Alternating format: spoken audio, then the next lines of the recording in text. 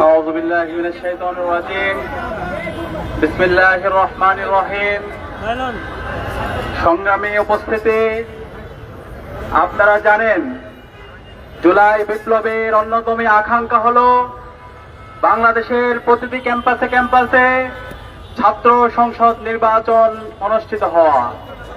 সে আলোকে ঢাকা বিশ্ববিদ্যালয় কেন্দ্রীয় ছাত্র সংসদ নির্বাচন, চট্টগ্রাম বিশ্ববিদ্যালয় চাকসু নির্বাচন, রাকসু সহ সারা দেশের বড় বড় ক্যাম্পাসে ইতিমধ্যে তফসিল ঘোষণা করা হয়েছে।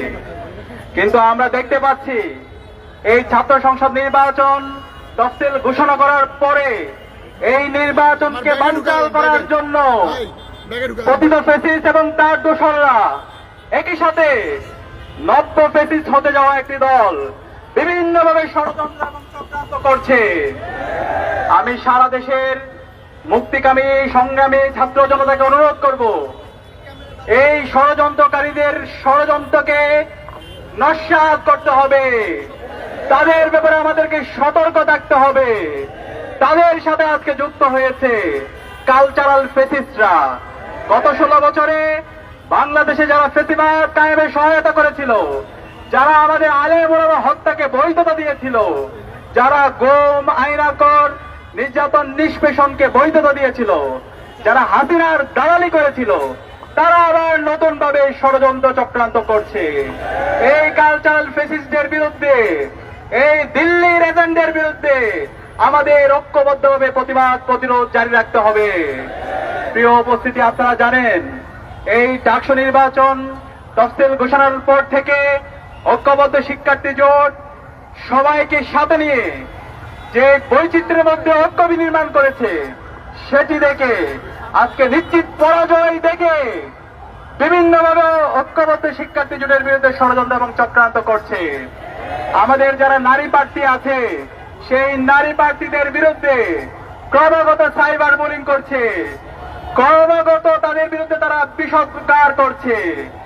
আমরা আমাদের যে প্রার্থীরা আছে সেই প্রার্থীদের বিরুদ্ধে যে সাইবার বুলিং হচ্ছে, সেটার বিরুদ্ধে আমরা বিশ্ববিদ্যালয় প্রশাসনকে লিখিত অভিযোগ দিয়েছি।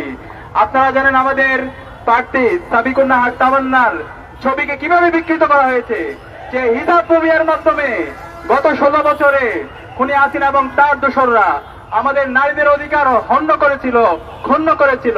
সে একই কায়দায় জুলাই বিপ্লব পরবর্তী তারা আবার নতুন ভাবে হিজাব ফোবিয়া, ইসলামের যে সিম্বল গুলো আছে সেগুলোকে প্রবলেমাটাইজ করা, সেগুলোকে ক্রিমিনালাইজ করার তারা চেষ্টা শুরু করেছে। আমরা বিশ্ববিদ্যালয় প্রশাসনকে অনুরোধ করব, যারা এই সমস্ত হিজাব ফোবিয়ার সাথে জড়িত আছে, যারা নারীদের বিরুদ্ধে সাইবার বুলিং করছে, যারা হ্যারাসমেন্টের সাথে জড়িত, তাদের প্রত্যেকের বিরুদ্ধে দৃষ্টান্তমূলক বিচারের আওতায় তাদেরকে নিয়ে আসতে হবে।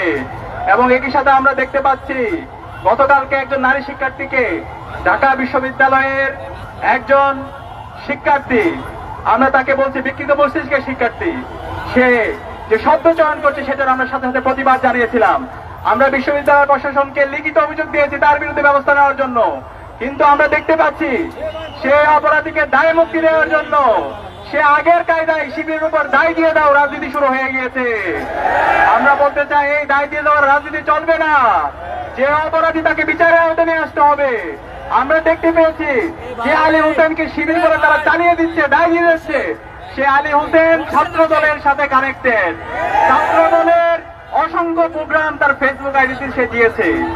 সুতরাং এই ধরনের যদি আপনারা দায় দিয়ে রাজনীতি করেন, আপনারা গত 1 বছর জুড়ে যে কাজগুলো করেছেন জাতির কাছে পরিষ্কার, কারা আমাদের নারীদের শ্লীলতাহানি করে। ঢাকা বিশ্ববিদ্যালয়ের শিক্ষার্থীরা জানে 2002 সালে শামসুন্নাহর হলে কিভাবে নারীদের উপর নির্যাতন করা হয়েছিল, বইদের মধ্যে কিভাবে নির্যাতন করা হয়েছিল। গত 1 বছর জুড়ে 40টার উপরে দর্শন করেছে যারা আজকে নারীদের অধিকারের কথা বলছে।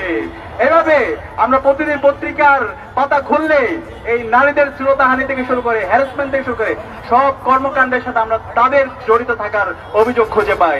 আমরা অনুরোধ করব এই সমস্ত হ্যারাসমেন্টের সাথে যারা জড়িত আছে তাদের বিরুদ্ধে আমাদের জিরো টলারেন্স নীতি ঘোষণা করতে হবে, তাদেরকে আইনের আওতায় নিয়ে আসতে হবে। ঐক্যবদ্ধ শিক্ষার্থী জোটের পক্ষ থেকে আমাদের প্রতিজ্ঞা হচ্ছে প্রতিটি ক্যাম্পাসে ক্যাম্পাসে নারীদের জন্য নিরাপদ ক্যাম্পাস গড়ার আগ পর্যন্ত আমরা থামবো না, আমরা আমাদের লড়াই চালিয়ে যাবো ইনশাআল্লাহ। সবাইকে অসংখ্য ধন্যবাদ। আসসালামু আলাইকুম ওয়া রাহমাতুল্লাহ।